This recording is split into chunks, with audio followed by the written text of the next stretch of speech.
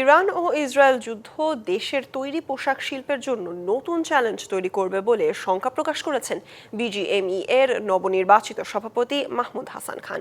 রাজধানীর উত্তরায় বিজিএমইএ ভবন অডিটোরিয়ামে নতুন কমিটির দায়িত্ব গ্রহণ অনুষ্ঠানে এই শঙ্কা জানান তিনি। পোশাক শিল্পের চলমান সংকট নিরসনে সবাই একসাথে কাজ করবেন বলেও জানান মাহমুদ হাসান। বলেন, নতুন কমিটি কার্যকর এবং জবাবদিহিমূলক বিজিএমইএ গঠনের জন্য কাজ করবে। শিল্পের স্বার্থে সবাইকে একসাথে কাজ করার আহ্বানও জানান তিনি।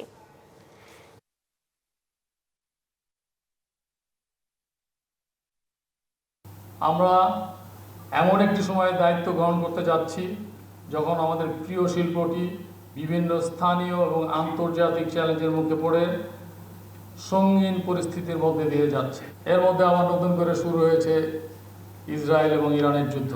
এই ইসরায়েল আর ইরানের যুদ্ধটা আমাদের জন্য একটা নতুন চ্যালেঞ্জ।